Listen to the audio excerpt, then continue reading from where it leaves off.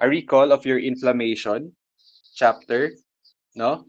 Remember that your immune cells or the cells of your inflammation, um, they are delivered on a specific sites where they are needed using your blood vessels, no?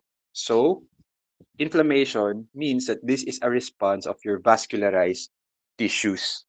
Okay, so it brings your cells and molecules from the circulation to the sites where they are needed. And for us to connote an inflammatory process, we have a suffix na itis. Okay, recall. All right, number two. Macrophages display antigens to T lymphocytes and respond to signals from T cells. True or false? Mm-hmm.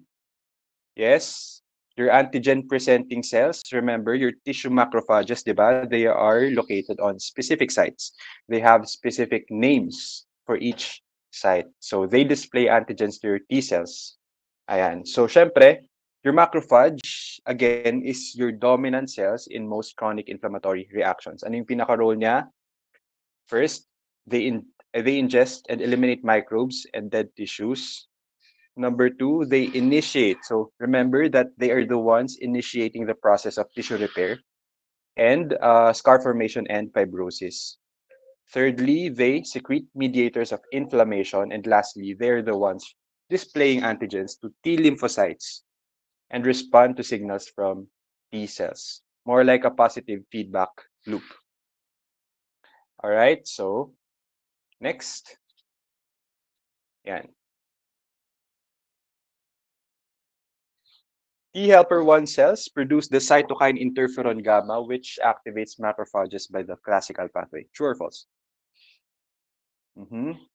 Okay, true. Tama. No? So, balik tayo dito sa role of your lymphocytes naman. No?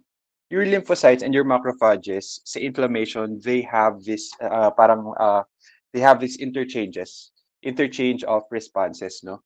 So your T lymphocytes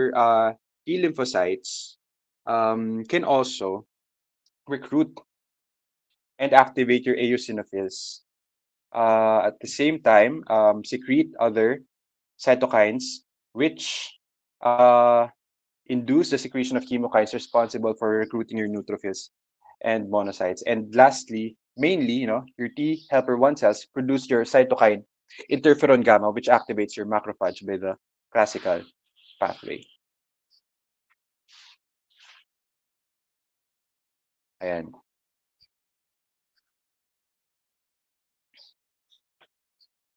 So, just to give you a review of your classical and alternative pathway, no? So recall that your microbial products, especially uh, your toll-like receptor ligands, using the interferon gamma activates your macrophages, releasing your reactive oxygen species, your nitric oxide, lysosomal enzymes. Now you have your microbicidal activity. So by doing so, it also secretes your interleukins, your chemokines that mediates your inflammation. On the other hand, your macrophages naman, once they enter the alternative pathway, no, they secrete your interleukin 13 and interleukin 4, which then secretes your growth factors and TGF beta for tissue repair and fibrosis, and interleukin 10 and TGF beta ulit for your anti-inflammatory effects, just to balance things out. No? All right. Anong number na tayo? Hindi ko na, yan. So next, epithelioid cells are the hallmark of granuloma. True or false? True. Okay, so punta tayo sa granulomatous inflammation. So, there is a central necrosis, di ba, sa granuloma. And it has this specific border as well. No? Your activated macrophages, which are composed of your epithelioid cells and or giant cells, no? So these are the hallmark of granuloma. Okay, so sa granulomatous inflammation, Recaciation necrosis may be present or absent. So remember that in tuberculosis, the pattern of inflammation is chronic granulomatous. Chronic in a sense that it doesn't take, it's not most recent lang. For the granulomatous inflammation to occur, it has to exist for a long time, particularly greater than 3 months. You know? So, ayan. The pattern of necrosis would be caseation or caseous necrosis.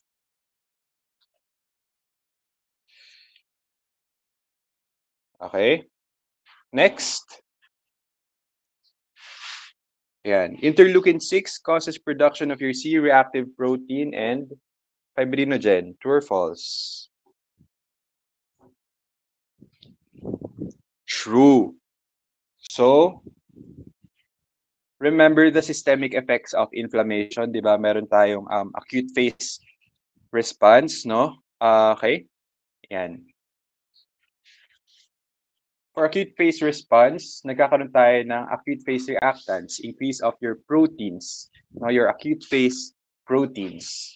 So, including dyan yung serum amyloid A, which is due to the interleukin-1 production and tissue necrosis factor production.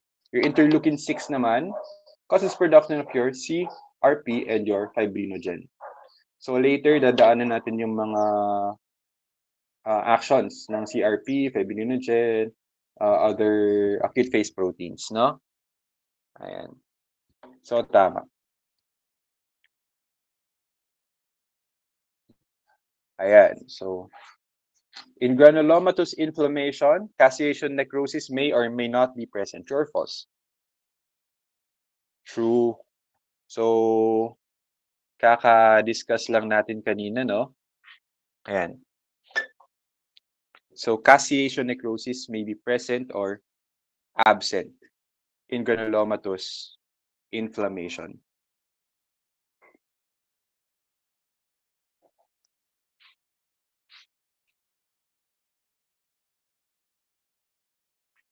Medyo mga madadali yung mga questions dito, no?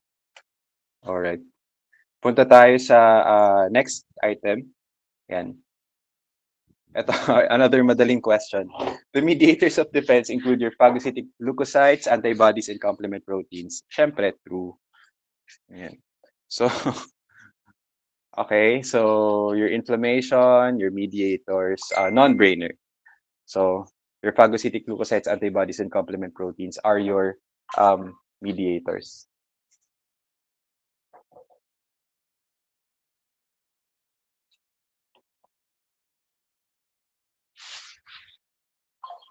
Next, ayan. Connective tissue deposition happens in chronic, severe inflammation and in permanent tissue. True or false? True or false?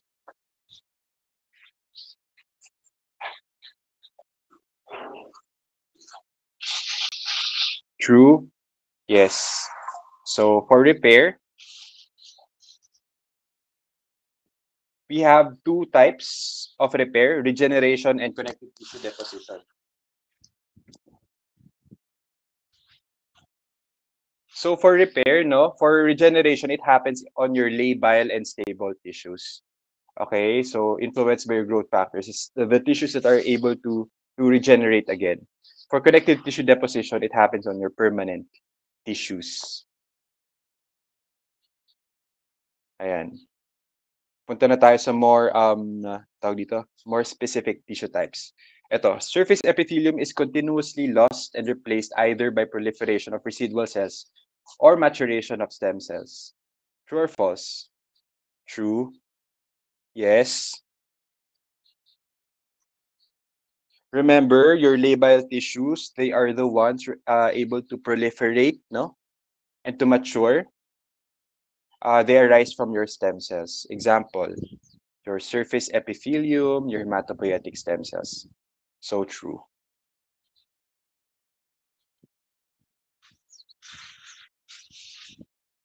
Next. Ito. Terminally differentiated cells daw yung neurons. True or false? True. Ayan. So your neurons are example of your permanent tissues. They are non-proliferative, terminally differentiated. Among those examples are your cardiac and skeletal muscles as well. Okay? Parang napakadali pala ng true or false natin, no? Next, ayan. So wound contraction is mediated by your myofibroblasts. True or false? Okay, so true. Remember, balikan natin yung important events in repair by connective tissue deposition. Number one, you have your angiogenesis. Diba? You need to form new blood vessels to deliver your nutrients, your growth factors as well. Ang mediator natin dito would be your VEGF. Number two, formation of your granulation tissue, which is the hallmark of your repair. Your components would be your fibroblasts, loose connective tissue. Ayan. So, for the remodeling of scars, so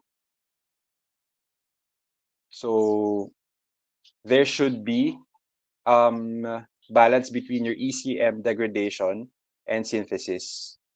Ayan. And lastly, wound contraction, which is mediated by your myofibroblasts. So, kailangan natin tandaan dito, no, sa part na to, kung ano yung mediators natin. Like for angiogenesis, yung mediator mo is your VEGF.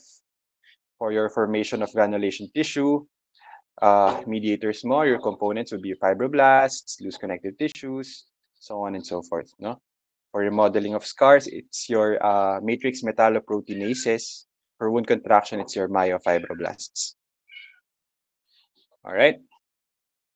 Okay.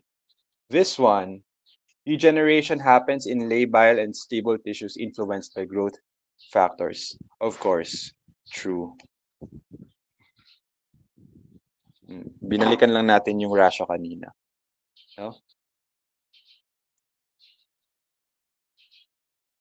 Okay. Next. Ayan. So clinical example of your acute inflammation, no?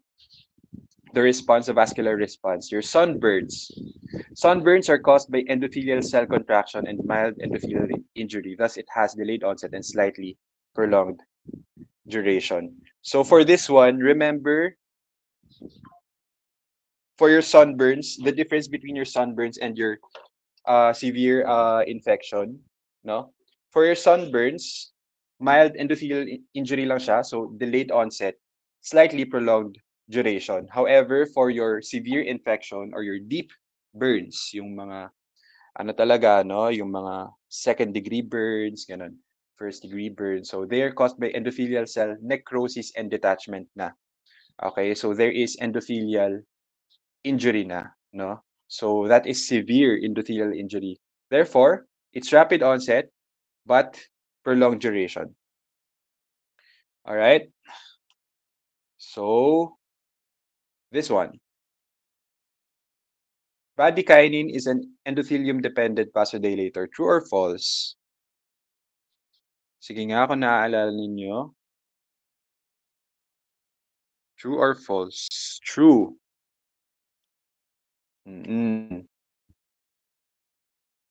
Ayan. So, your bradykinin,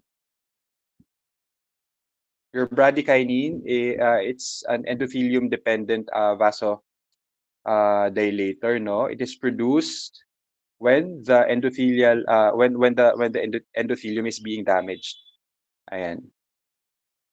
Most common endothelial cell contraction. So this is the most common mechanism in increased microvascular permeability.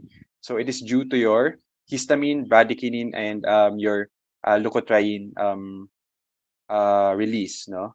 So it's rapid onset but transient duration. So endothelial injury as well and your transcytosis. So this is the reason why we have edema.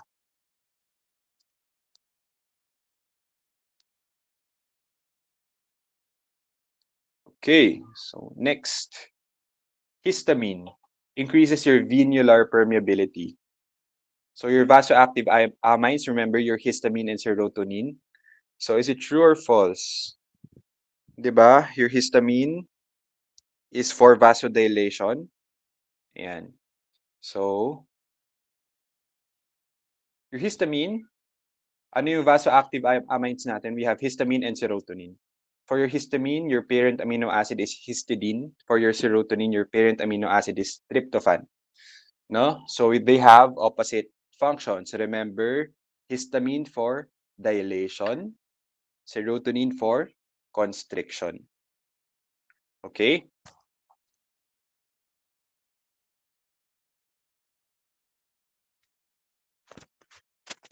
So therefore, histamine increases your venular permeability.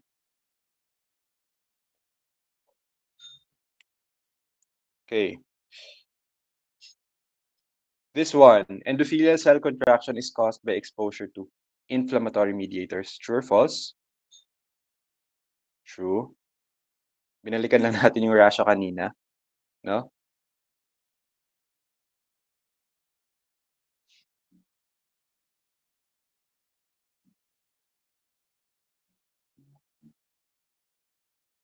Ayan. Next, healing attempts by connective tissue replacement of deranged tissue, of damaged tissue is accomplished by angiogenesis. Again, no-brainer. Of course, true. Ayan. It's formed by your, mediated by your VEGF, formation of new blood vessels from existing ones para may supply ng nutrients and essential proteins for repair.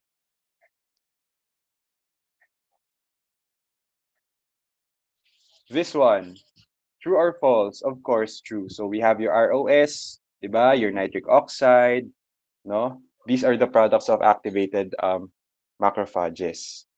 Ayan.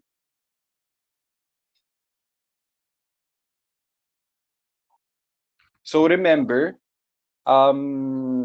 if ever asked what is the most dominant cell in chronic inflammatory reactions, remember your mononuclear cells, no?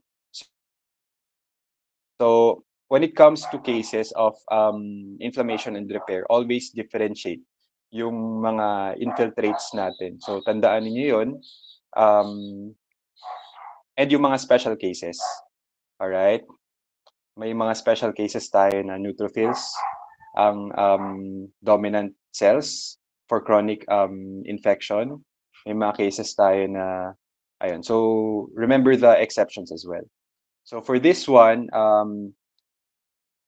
you also need to familiarize yourself with the products of your macrophages and their specific actions. No?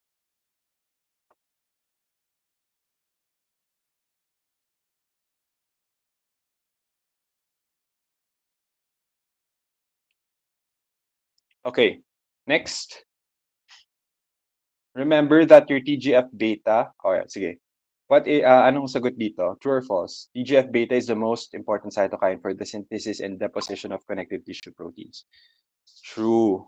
Siya yung pang-balance out, di ba, ng equation. Ayan. So, syempre, si macrophages din is one of the most, also releases the most important source of growth factors, no? During repair. So you have your TGF beta, your PDGF, and your fibroblast growth factor 2. So your TGF beta is the most important cytokines for the synthesis and deposition of your connective tissue proteins. So remember this one. And your M2, alternatively activated macrophage. And so your growth factors, TGF beta, are released by your macrophage in response to interleukin 13 and interleukin 4.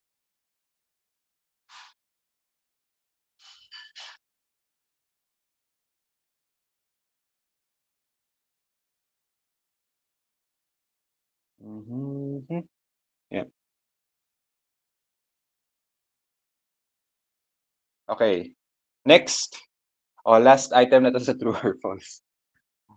Thank you, Lord. Tapos na sa true or false. So fibroblasts have limited capacity to proliferate in response to tissue injury and loss. So balik ulit tayo sa labile, stable, and permanent tissues.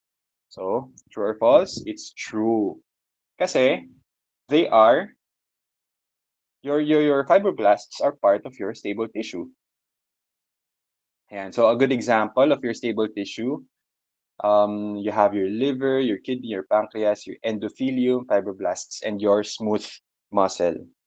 Ayan, so kapag sinabing stable tissue, they have limited capacity to proliferate in response to tissue injury and loss. No? So familiarize yourself as well. Kapag permanent tissue kapag permanent tissue ang na-damage, you have your connective tissue deposition, right? Your scarring, no? But if it's your labile tissues na damage, no, they regenerate. Okay? So their ends are true or false portion. Ano mapapansin niyo sa true or false? Lahat ng sagot ay true. So, ayan. So minsan you don't need to overthink. So long as you know the bigger picture, no. So lahat ng answers natin ay true sa long quiz. Alright, punta tayo dito. Nilagyan ko na ng sagot, no? So, for your matching type, eto, tandaan na lang natin to.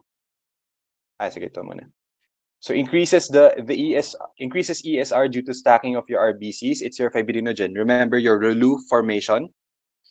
Yan. Your chronic anemia of chronic inflammation. It's your hepcidin. No? So, wait lang. I think much better if naka-tabulate na siya ng ganyan. Okay?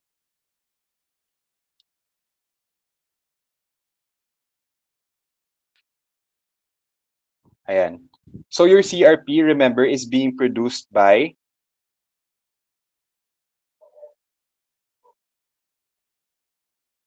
CRP is being produced from a response of your interleukins, right? Your interleukin-6 causes production of your CRP and your fibrinogen. So tandaan niyo yun. For CRP and fibrinogen, it's your interleukin-6, no? So for your CRP, these are all the acute phase proteins. This one binds to your microbial cell walls, may act as opsonin, and may fix complement as well. For your fibrinogen, this is the acute phase protein responsible for your increased ESR or your erythrocyte sedimentation rate because of your ReLU formation.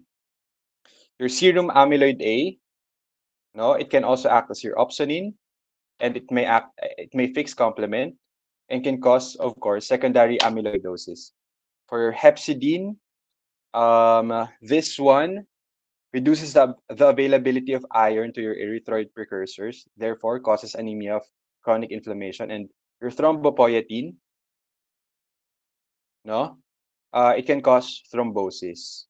And for thrombosis, technically, there is blood clot formation, diba? Blocking the flow of your blood, therefore leading to complications like stroke or heart attack. So it can present itself as that sa exam, no? So you also need to familiarize yourself with your clinical manifestations.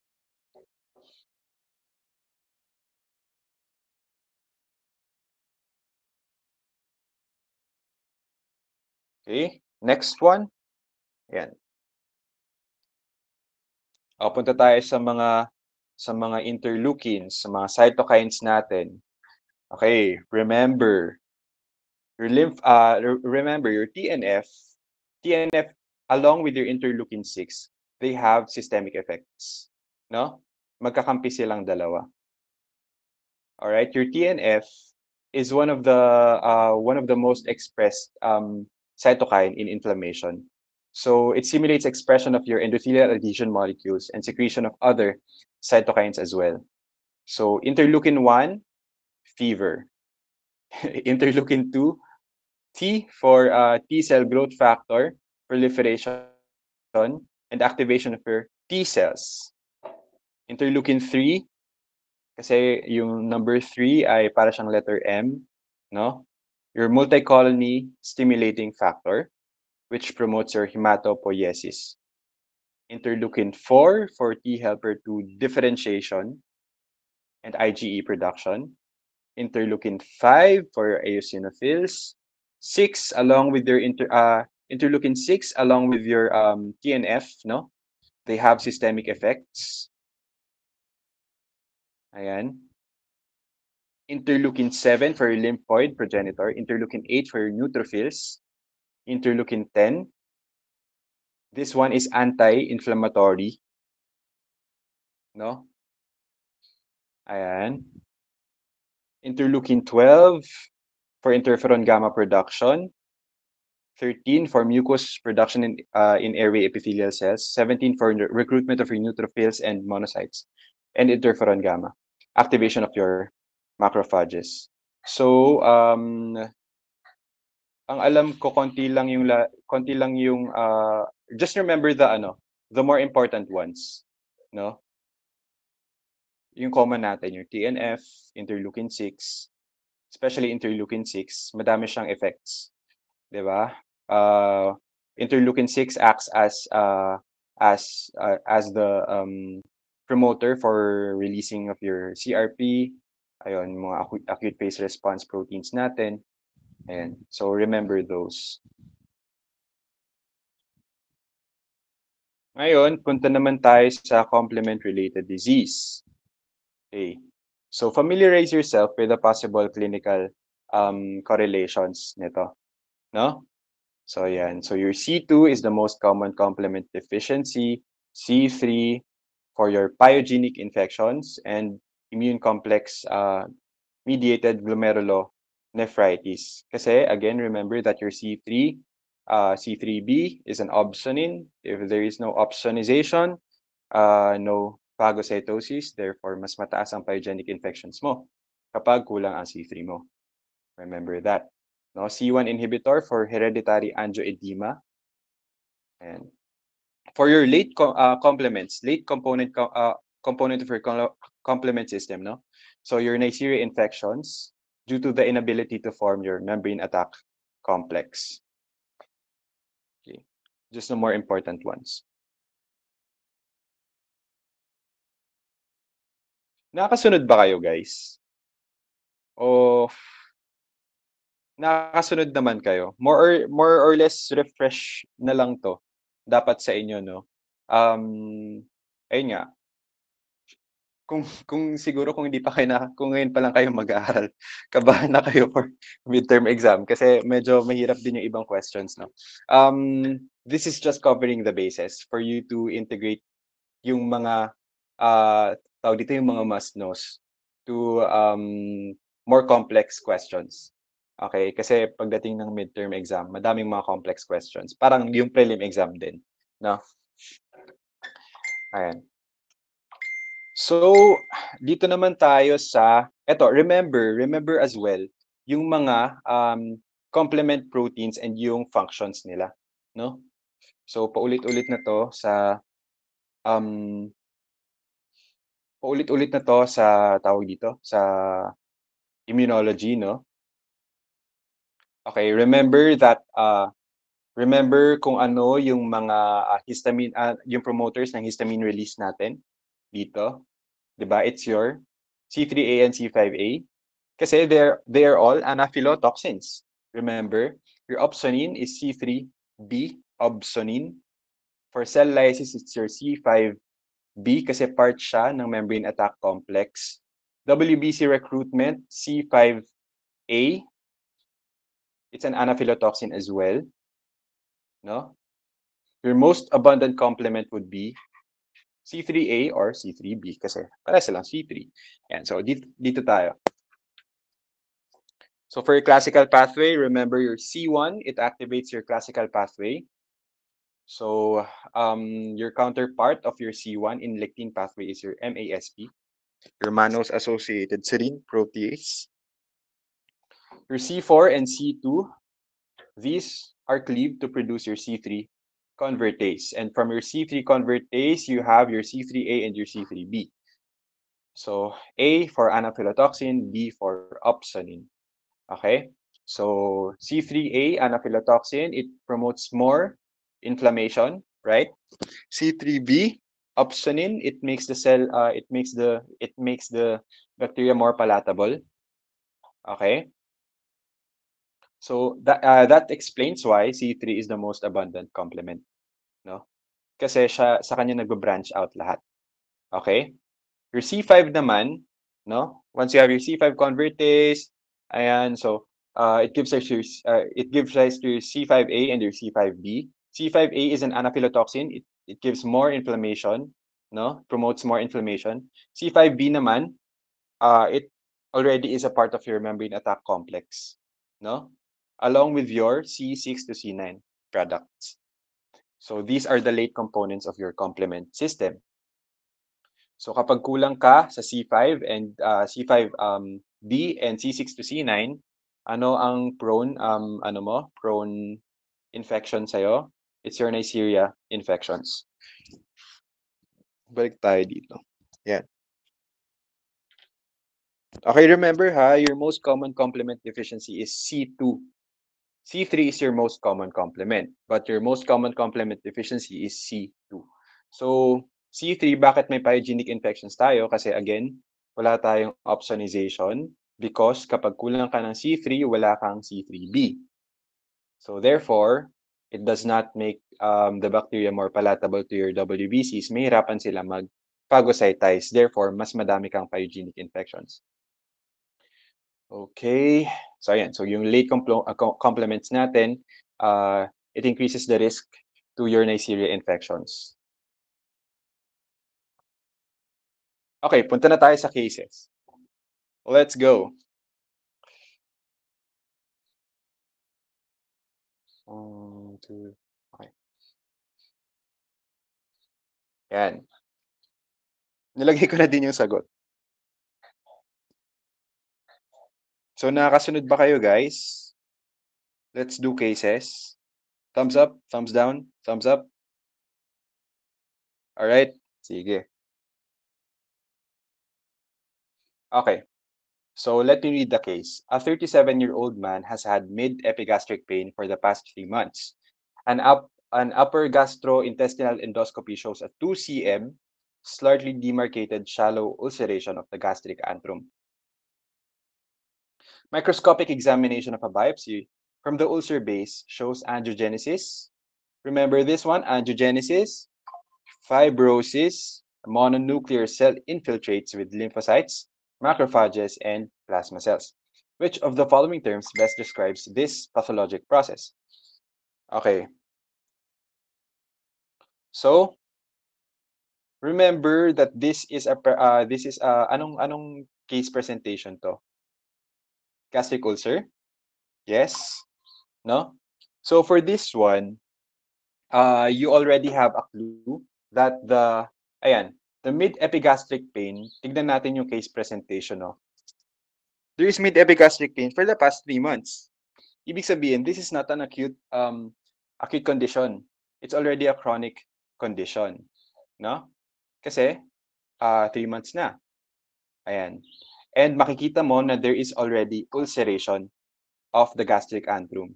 And ito yung pinaka tawag dito, pinaka deciding factor natin. The ulcer base shows angiogenesis. Remember that in chronic inflammation, there is angiogenesis. Okay? There is fibrosis. And there is mononuclear cell infiltrates. Ayan. So, no-brainer. Ang pagpipilian mo lang dito dapat ay acute at chronic inflammation. Okay, so it's chronic inflammation.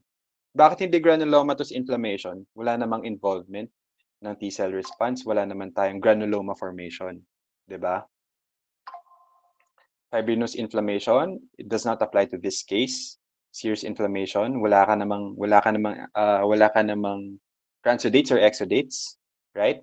So it's letter B, chronic inflammation.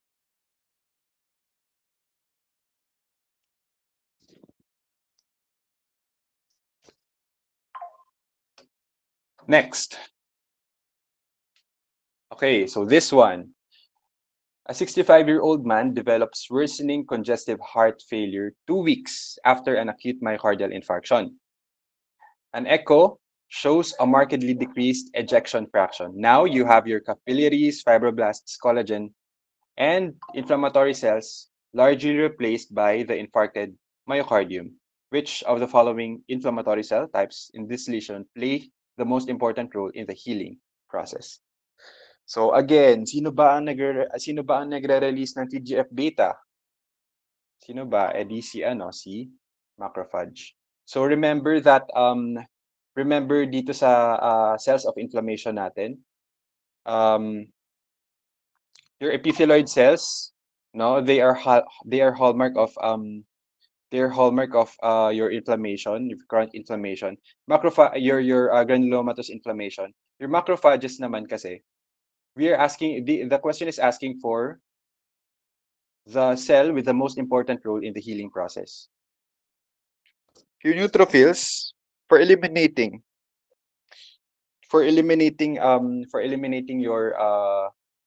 your bacteria that can be phagocytized, your plasma cells, they regulate. But the ones releasing the growth factors, it's your macrophage. So macrophage is the best answer for this question.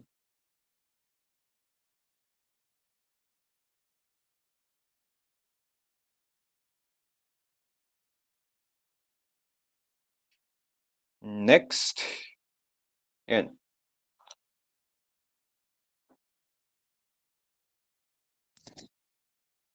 Okay. A 9-year-old boy had a chronic cough and fever for the past month.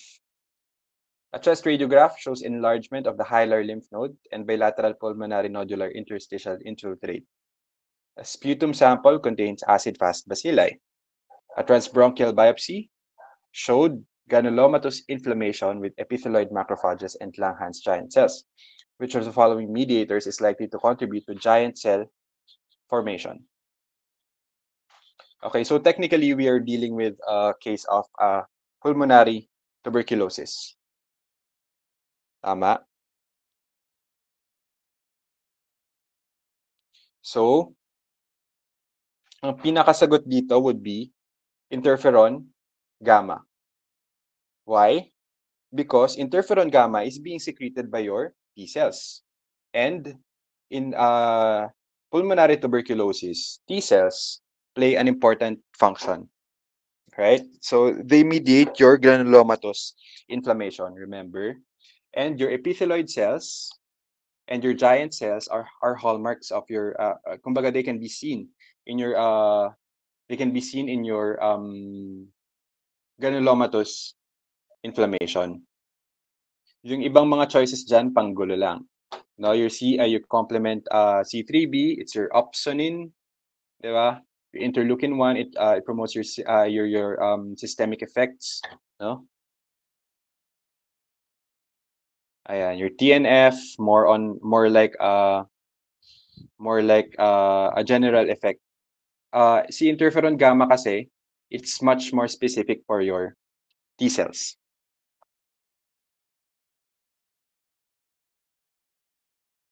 All right. Next.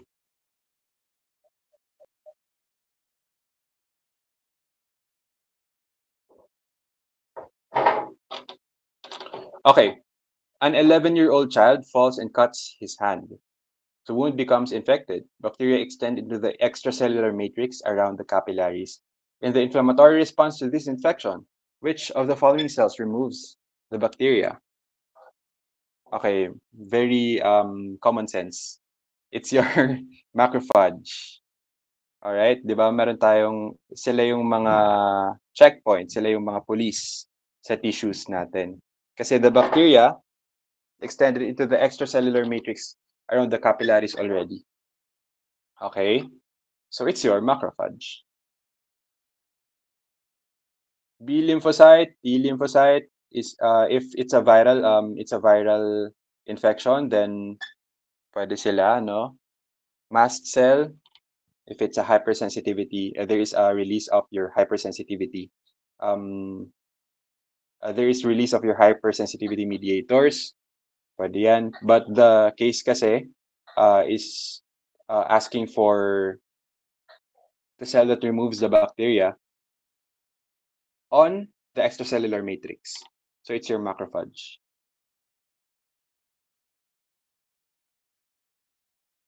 Okay. Next. In an experiment, your neutrophils collected from your peripheral blood are analyzed for a burst of oxygen consumption. This respiratory burst is an essential step for which of the following events in an acute inflammatory response. So, it's your microbicidal activity kasi you're generating your reactive oxygen species. No? Superoxide and ions responsible for the destruction of your engulfed bacteria. Okay. Your attachment to endothelial cells, it happens on a much earlier phase, diba? So there is attachment, rolling, and then adhesion, diapedesis, chemotaxis. Ngayon, kapag na-engulf na ni neutrophil yung bacteria, therefore, magkakaroon na tayo ng burst. So, it will now release your ROS to digest the bacteria. All right. Ayan. So, yung opsonization and phagocytosis happens earlier. Ayan.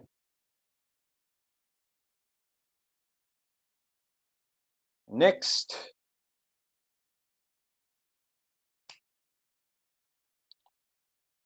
Okay.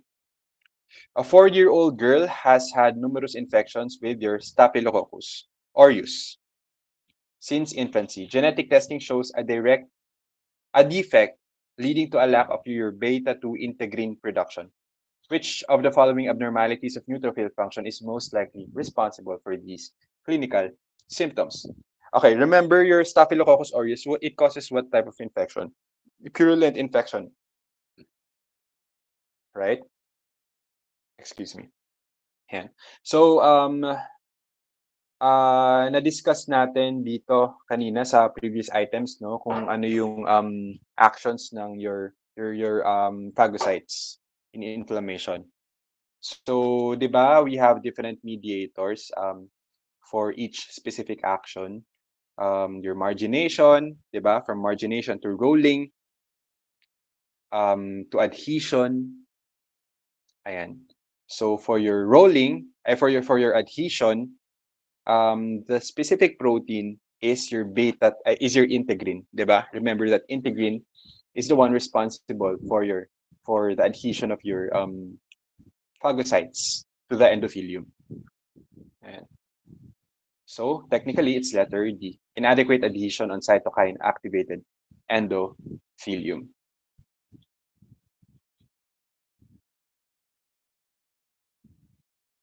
So sige, i-ano natin to. Decreased generation of hydroxy halide radicals. Wala naman tayong problem when it comes to hindi naman this is not a problem of whether or not may digestive enzymes yung WBC. So hindi. Diminished phagocytosis of bacteria opsonized by IgG, it does not make sense kasi IgG is for it's another form of immune deficiency, no? Loss of IgG or decreased IgG is another form of immunodeficiency. We are asking for lack of beta-2 integrin production. Failure of migration to the site of infection. It's not a problem of your chemotaxis. No, reduced respiratory burst after phagocytosis. So it does not make sense. So the correct answer is letter D. Inadequate adhesion on cytokine activated endothelium. All right. Next. So this one. A 68-year-old man has had worsening shortness of breath for the past week. On a physical exam, his temperature is 38.3, so febrile siya. On percussion, there is dullness over the left lung fields. Thoracentesis performed on the left pleural cavity yields 800 ml of cloudy yellow fluid that has a WBC count of 2,500 per um, cubic millimeter with 98% neutrophils and 2% lymphocytes. A gram stain of the fluid shows gram-positive cocci in clusters. Which of the following terms best describes the process occurring in this left pleural cavity? So, okay,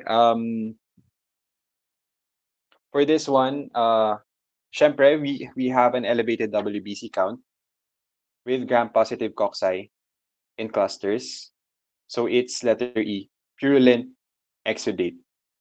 For edema, is it cell-rich or cell-poor? Edema kasi, fluid lang siya, no?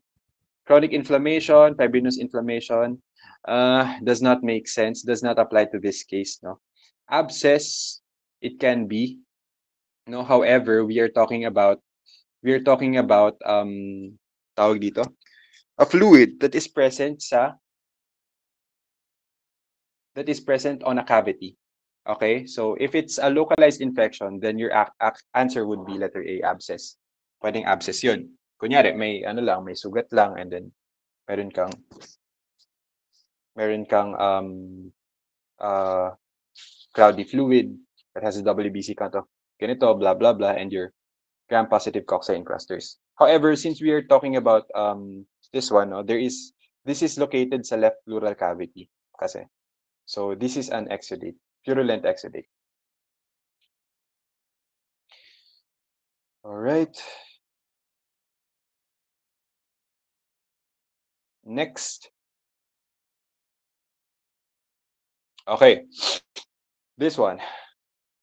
A 58-year-old man has had chest pain persisting for 4 hours. A radiographic imaging procedure showed an infarction involving a 4 cm area of the posterior left ventricular free wall. Laboratory findings showed a serum creatine kinase of 600 units per liter. Which of the following pathologic findings would most likely be seen in the left ventricular lesion 1 month later? So you have your infarction, di ba? Your infarction on a specific area, and then 1 month later, ano daw yung mangyayari doon? It's your letter D, fibrous scar. Kasi nga, remember your myocardial cells, no? Your myocardial myocytes. Okay? San ba sila? 'Di ba? Permanent types of permanent tissue sila. So therefore, a month later, there will be fibrous scar. Okay? Kasi may infarction ka na eh, no? There's already infarction. So a month later, fibrous scar yan. Complete resolution, our cardiac myocytes able to regenerate? Hindi, di ba? Coagulative necrosis, meron ka ng infarct, tapos ka na doon. We're asking for a month later. Chronic inflammation, technically yes, but syempre, a more specific answer would be fibrous scar. Nodular regeneration does not make sense, no? But this one happens for nodular regeneration happens for labile cells like stable cells like your hepatocytes. Excuse me. Ayan. So your myocardial fibers, they have this, they can't regenerate. Therefore, after a month of having an infarct, ano ka talaga? Fibrous scar ka. Okay. Next. A 53-year-old woman has had a high fever and cough, productive of yellowish sputum for the past 2 days.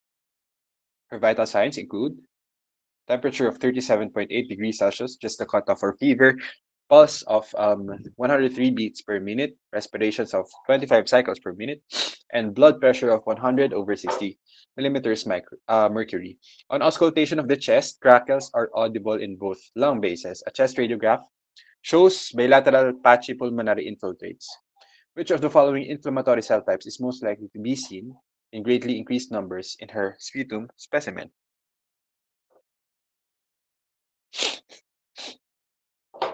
Okay. So ito. We're technically dealing with what type of infection? It's most likely a community-acquired pneumonia, no? So for this case kasi, pansinin nyo, um, uh, ano ba ang onset? Is it chronic or acute? Acute pa lang siya for the past few days pa lang.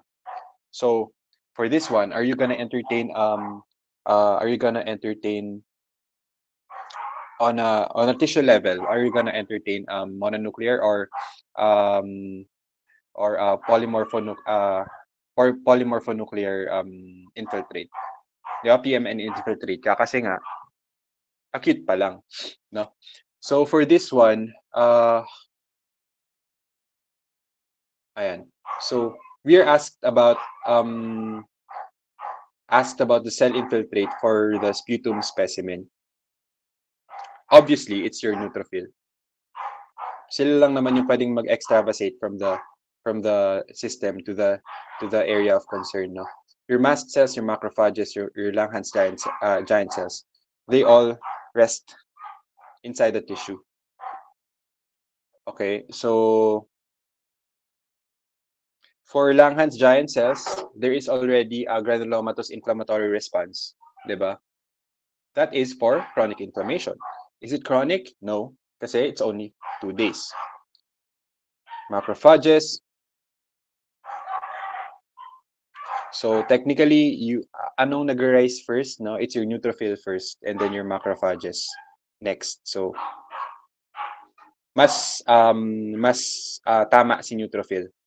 Your mast cells naman,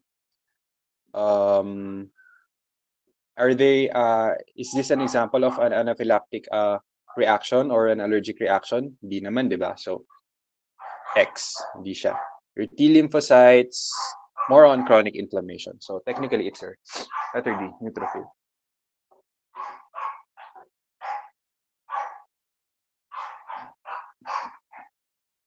Okay.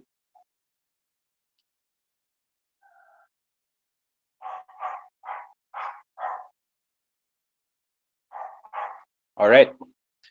So let's do this last item.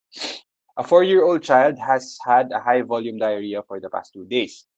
On examination, she's dehydrated. A stool sample examined by serologic assays positive for rotavirus. She is treated with intravenous fluids and recovered. Which of the following components is found on intestinal cells and recognizes double-stranded RNA of the virus to signal transcription factors that upregulate interferon production for viral elimination? So, I wasn't able to paste yung part ng lecture no dito, no? But recall that your toll-like receptors, ang tamang sagot is letter E. Now, your toll-like receptors, so they are the receptor for your viruses, bacterial DNA, no? So, on this case, madami lang paligoy-ligoy, pero it was already identified that the aggravating agent is your rotavirus, no? So, dito pa lang,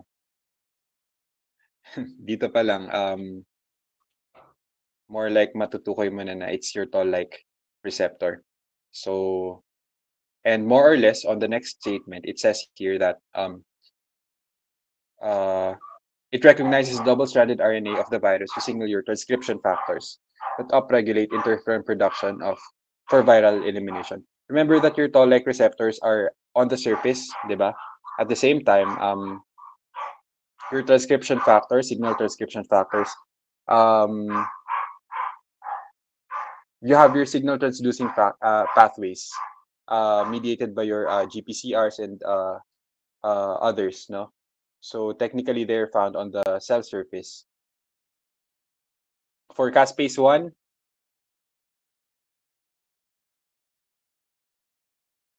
is it applicable to this case? It can be applicable to this case. However, we are being asked about the specific receptor for your double-stranded RNA. Yes, pwede siya. Complement receptor,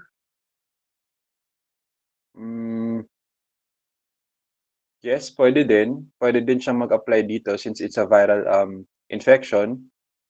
Lectin, No? For bacterial? Bacterial lang to? No? T-cell receptor? It's for cell-mediated response, pwede din. Pero for this case kasi, the one responsible for your signal transcription factors is your toll-like receptor. So choose the best answer.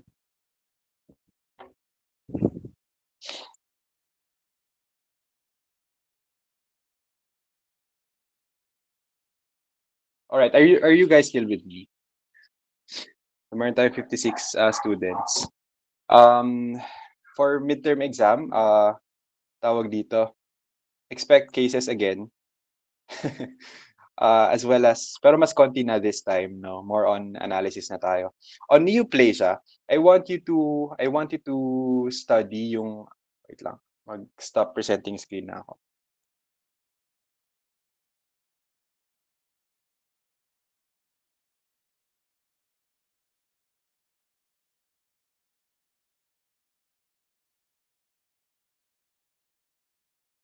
Ayan. So a few reminders for neoplasia. Wait lang, I'll open the, ano.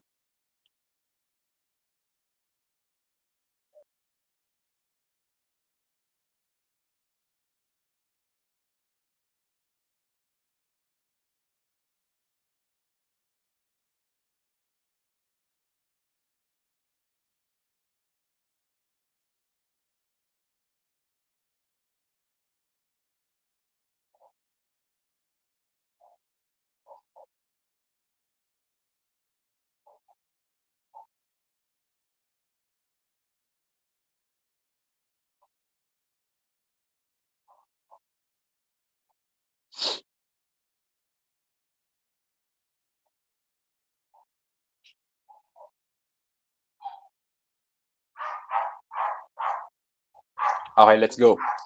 All right. Short reminders for neoplasia, no? Familiarize yourself with the characteristics of benign versus malignant tumor. So that's number one. Tandaan ninyo kung ano yung mga makikita sa benign tumors, sa malignant tumors, appearance-wise, no? For the rate of growth, ayan.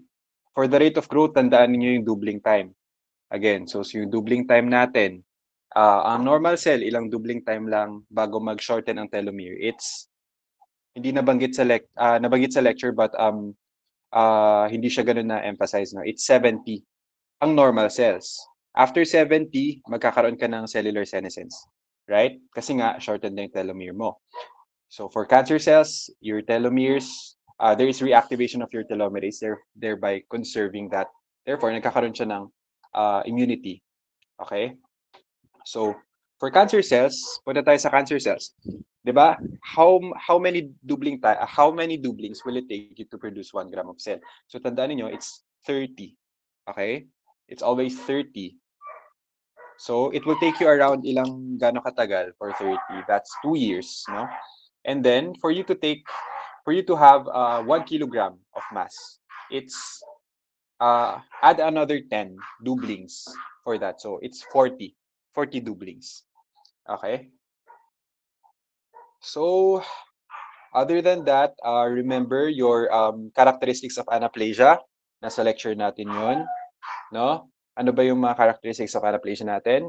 Ano ko lang, kumbaga skim ko lang. You have your pleomorphism, hyperchromaticity, increased nucleocytoplasmic ratio. Tandaan niyo yung normal nucleocytoplasmic ratio, yung presence of abnormal mitotic figure, and loss of polarity and orientation. Along with your tumor giant cells. No? Tandaan niyo yung itsura ng anaplasia. Okay, remember then yung invasion, no? Ano ba yung difference ng in situ tumor and invasive tumor? Ayan. Tandaan niyo 'yon. And yung metastatic pathway is very important. Ito, tandaan niyo yung mga examples. Each metastatic pathway, kung sino yung mga direct seeding, sino ba yung mga lymphatic spread. 'Di ba? Note that your lymphatic spread is more common for your carcinomas, except except, remember, your renal and thyroid cell carcinoma, which prefer your hematogenous route. So remember that. As well as your hematogenous spread, which is favored by your sarcomas. Okay? So kung sarcoma ka, hematogenous spread, anong pinaka-most favored site mo? It would be your letter L, dalawang letter L, your lungs and your liver. So patandaan yun. Okay. Ano pa bang kailangan nating tandaan for ano? Sa cancer epidemiology, paki-note kung ano yung mga most common sa incidents natin, ano yung most common sa mortality din natin, no? Both sexes, so male and female. Tandaan niyo yun. Alright? Sa other factors associated with cancers, on the second lecture, diniscuss natin dun yung example ng viruses, ng bacteria, pakitandaan yun. Okay? Along with age, yan. Pakitandaan din yung mga precursor lesions. Precursor lesions natin, no? Precursor lesion, di ba, dalawa siya? Inflammatory and non-inflammatory. Inflammatory, yung mga from chronic inflammation, example, your Barrett esophagus, squamous metaplasia, colonic metaplasia. Pakitandaan kung anong nangyayari sa kanila. For non-inflammatory, so sino ba yon? Yung benign natin, leukoplakia, colonic villus adenoma, ayan. Tapos, for neoplasia part 2, which is medyo mahaba, familiarize yourself with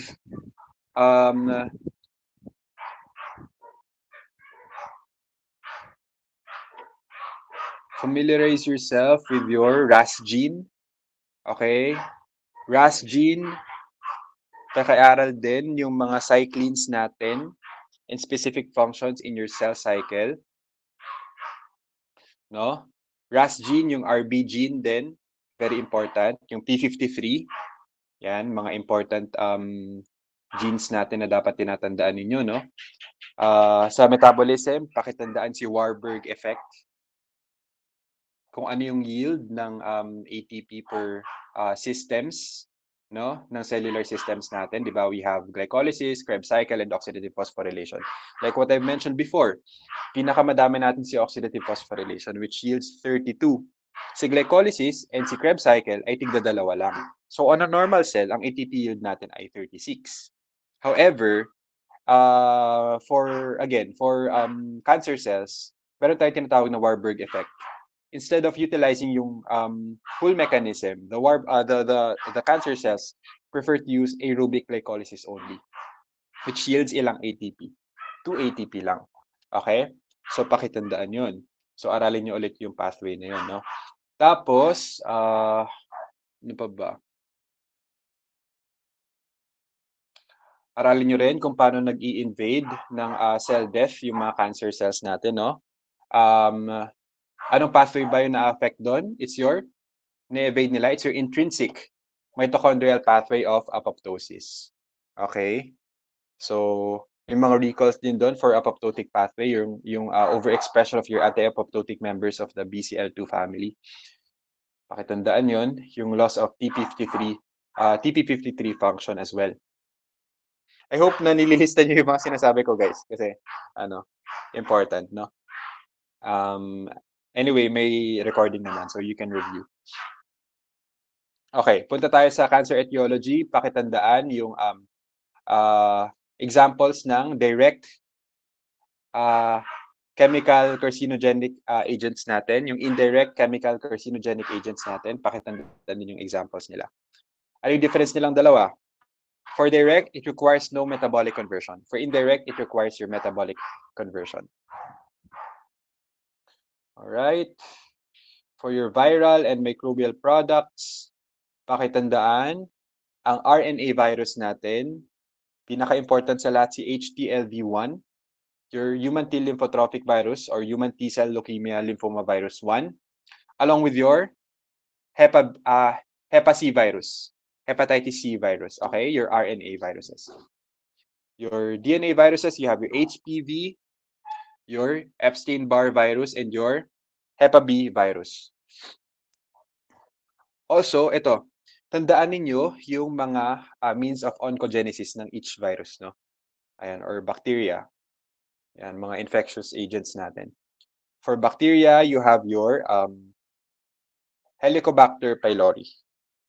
Single most important bacteria that causes gastric cancers. Okay, ano pa? Para neoplastic syndrome, kita niyo yung mga naka-red dun sa tables. Kahit yun na lang yung aralin nyo. Mga important natin na endocrinopathies, no? Yan. So, maliban doon, ano pa ba? Ito, sa grading and staging of tumors. Well explained naman yun sa lecture ninyo, no? Pakibalikan kung paano ba yung TNM staging ng tumors. Okay. Ang prototype clinical application ng TNM staging natin would be yung breast cancer. So nakalagay din dyan sa presentation ninyo kung ano yung ibig sabihin ng T1, T2, T3, T4, ano yung N1, N2, N3, N0. Yan. Remember, no? Ano mang size ng tumor, basta nagkaroon ng metastasis yan, laging magiging stage 4 siya. Mag-jump siya from stage, kuya, stage 1 lang siya. Kasi ganito yung size niya, ganito yung ano niya, no, characteristics niya. However, after a few months, if it remains the same size and nagkaroon na ng metastasis, may nakita na kayong incidental tumor from other sites, no? So, mag-jump siya from stage 1 to stage 4 directly. So, ayan. Okay, ano pa ba? For laboratory diagnosis of cancer, pakitandaan na lang yung mga tumor markers natin. Yun. Important yung tumor markers. Guys. All right. So that's it. I think that's it. That's all for tonight. Again, as requested, 2 oras at kalahati na yung ano natin, yung exam natin sa Monday. And if you have questions sa lecture, you can chat me directly, no? Para lang I can address it and share to everyone as well kung ano yung mga dapat nating i-clarify. Okay, so do you have questions with regards to the exam, with regards to the coverage? So technically, it's just your inflammation and repair and your neoplasia. Yung 2 chapter na yun sa libro. No? Yun lang yun. Do you have questions, guys? Taas kamay? Wala na. So, okay. Ganito. How would you study the book if sobrang haba kasi ng mga chapters, no? And I know na marami din kayong mga inaaral ding ibang subjects. Use the PowerPoint as a guide. Okay? Use the PowerPoint as a guide. Yung mga hindi na-discuss sa PowerPoint, kasi those are trivial. Ibig sabihin, not important for our level. No? Hindi siya ganun ka applicable. So, use the PowerPoint as a guide. Focus on your bases, focus on yung nasa PowerPoint, and focus on yung mga nasa libro na nasa PowerPoint. Okay? Other things na nasa libro na wala sa PowerPoint na I suppose you've read. Pero kasi hindi na ako masyadong naglagay ng mga trivial questions din no? Para naman maging fair sa lahat. Kasi nga wala na nga tayong face-to-face lectures. So,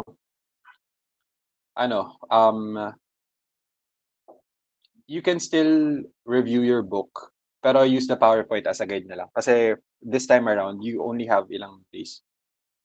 1 day na lang bago yung exam. So, kulang na siya, no? Kung aaralin niyo siya from scratch. So, I really hope na you have been reading and you have been studying your lectures the past few days. Okay, no to cramming. So, yun lang.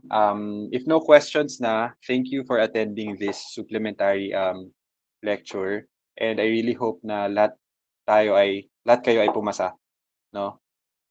Okay? So, yun lang naman yun.